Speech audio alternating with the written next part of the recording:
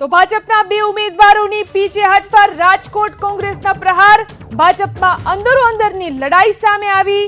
હજુ ભાજપમાં આ શરૂઆત થઈ છે, આગામી દિવસમાં હજુ ભાજપમાં મોટા પાયે ભડકો થશે। તો રાજકોટ કોંગ્રેસે આ પ્રહાર કર્યા છે। 5 લાખની લીડના દાવા કરનારે મેદાન છોડ્યા તેવા પ્રહાર રાજકોટ કોંગ્રેસે કર્યા।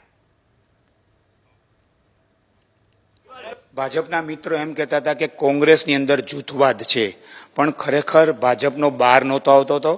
આજે પણ બરોડાથી શરૂઆત પણ થઈ છે, બનાસકાંઠામાં બી શરૂઆત થઈ છે, તમામ જગ્યાએ ગુજરાતમાં ભાજપનો કકડાટ છે।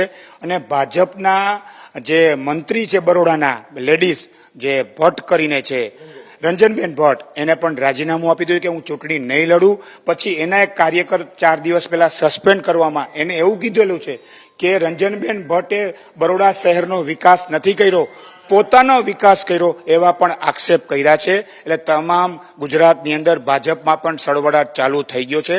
આવનારા દિવસોની અંદર ભાજપનો પણ બરોડાથી કકડાટ ચાલુ થયો છે। તમે કઈ રીતે જુઓ છો જસવંતસિંહ, આપ સિનિયર આગેવાન છો કોંગ્રેસના, આ રીતે ભાજપની અંદર એક બાદ એક ઉમેદવારો એવું કહી રહ્યા છે કે અમે નહીં લડીએ?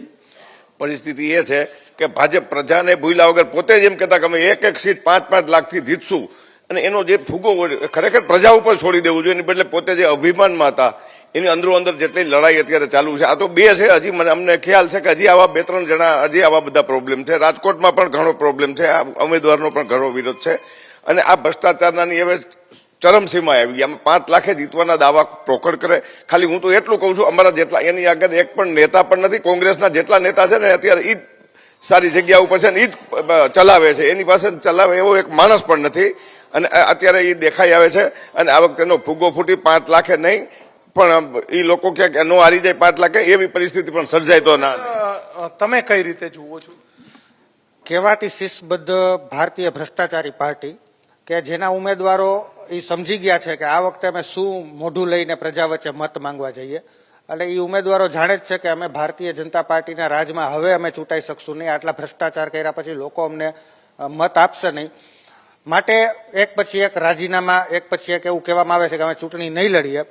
અત્યારે ભારતીય જનતા પાર્ટીનો ફુગાવો જે ખોટી રીતના ફૂલી રહ્યો છે, તે ઉપરવાળાની લાકડી જેમ પડે ને અવાજ નથી આવતો એમ અંદરથી જ ફૂટી રહ્યો છે, જે આપણી સામે આવે છે। આ એનું જ પરિણામ છે।